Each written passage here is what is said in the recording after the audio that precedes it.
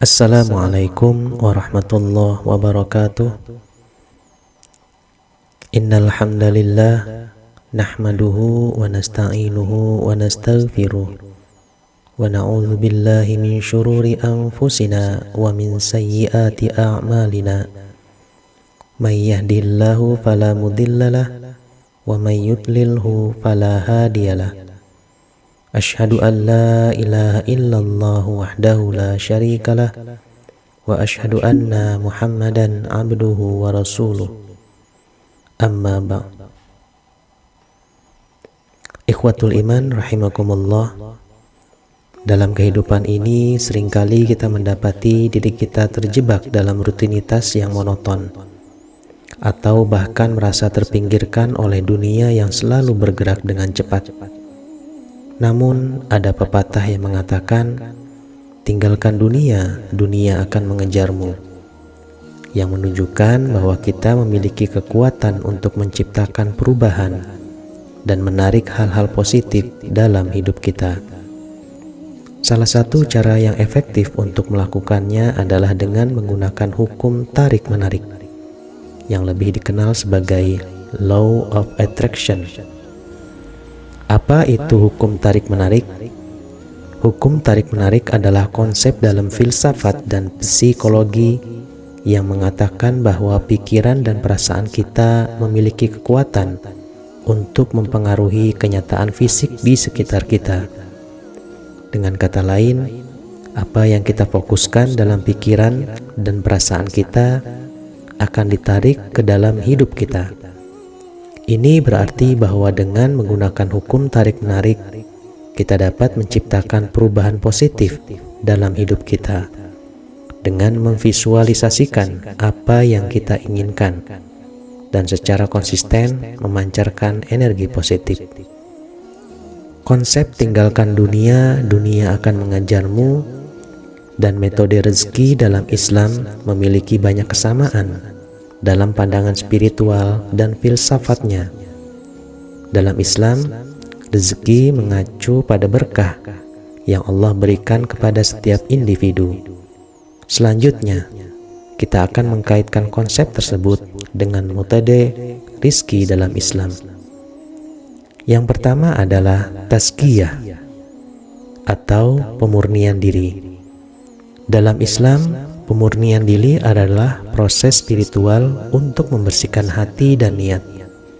Dalam konteks mencari rizki Allah Subhanahu wa Ta'ala, ini mengacu pada pentingnya mencari nafkah dengan niat baik, tanpa hasad, dengki, atau motif negatif lainnya. Ketika Anda mencari nafkah dengan niat untuk memberikan manfaat bagi orang lain, terutama keluarga yang menjadi tanggungan Anda, maka ini sesuai dengan prinsip tazkiyah.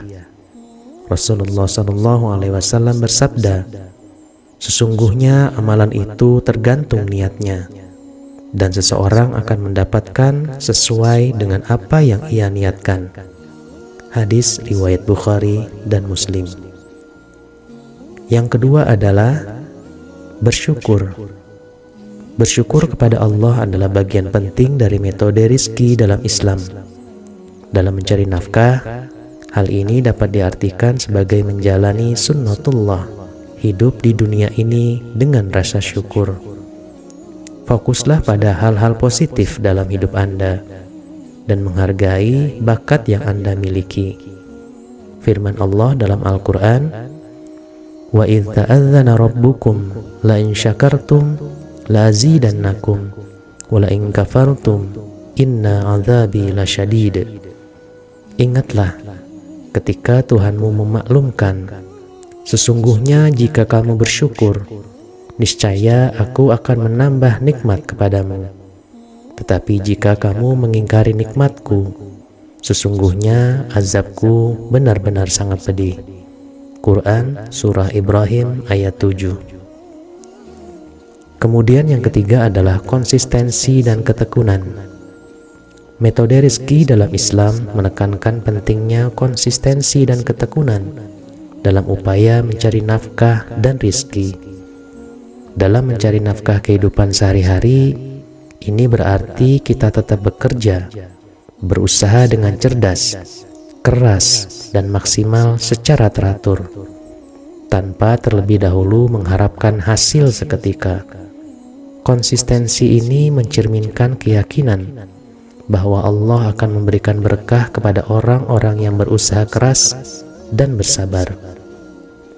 Dalam sebuah hadis, Rasulullah SAW bersabda, "Barang siapa bekerja untuk anak dan istrinya melalui jalan yang halal, maka bagi mereka pahala seperti orang yang berjihad di jalan Allah." Hadis riwayat Bukhari. Dari Ibnu Umar radhiyallahu an, dari Nabi Muhammad SAW, beliau bersabda, "Sesungguhnya Allah Subhanahu wa Ta'ala mencintai setiap orang beriman yang bekerja mencari nafkah, yang merupakan ayah dari keluarga atau tulang punggung keluarga, dan Allah tidak suka kepada penganggur atau orang yang tidak bekerja padahal kondisinya sehat, baik dalam urusan dunia maupun akhirat." Yang keempat adalah berdoa. Dalam Islam, doa adalah cara untuk berkomunikasi dengan Allah dan meminta berkahnya. Kita dapat meminta Allah untuk mengabulkan permintaan kita dalam memenuhi nafkah keluarga. Dengan berdoa ini menunjukkan bahwa kita adalah makhluk yang sangat lemah. Sesuai dengan firman Allah, Allah lah yang menciptakan kamu dari keadaan lemah. Kemudian Dia menjadikan kamu setelah keadaan lemah itu menjadi kuat. Kemudian Dia menjadikan kamu setelah kuat itu lemah kembali, serta beruban. Dia menciptakan apa yang Dia kehendaki, dan Dia Maha Mengetahui, Maha Kuasa. Quran Surat Ar-Rum ayat 54. Adapun doa mohon dimudahkan dalam mendapat rizki dari Allah adalah Allahumma ya Ghani ya Hamid, ya Mubdi'u ya Mu'id, ya Rahim ya Wadud, aghnini bihalalika an haramika wa bita'atika amma maksiatika wa bifadlika amman siwak. Artinya, ya Allah, sesungguhnya aku memohon kepadamu agar melimpahkan rizki untukku berupa rizki yang halal, yang luas dan tanpa susah payah, tanpa memberatkan, tanpa membahayakan, dan tanpa meletihkan dalam memperolehnya. Sesungguhnya Engkau berkuasa atas segala sesuatu. Amalkanlah doa ini di waktu-waktu mustajab dalam berdoa. Insya Allah, Allah mengabulkan permintaan kita. Dan yang terakhir adalah bertawakal kepada Allah. Dalam Islam, bertawakal kepada Allah adalah prinsip utama.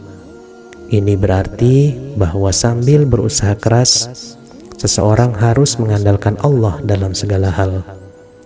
Dalam konteks tinggalkan dunia, dunia akan mengejarmu, ini bisa diartikan sebagai fokus pada tujuan dan upaya, sambil mempercayai bahwa Allah akan memberikan rizki yang cukup.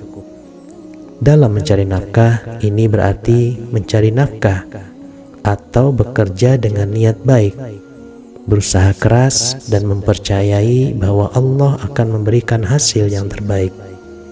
Firman Allah dalam surat At-Talaq ayat 3, "Wa may yatawakkal 'alallahi fahuwa hasbuh." Serta barang siapa yang bertawakal kepada Allah, maka Allah akan mencukupinya. Ikhwatul iman rahimakumullah. Demikianlah 5 dasar konsep yang bisa kita tanamkan dalam hati kita, kemudian kita amalkan dalam kehidupan kita sehari-hari.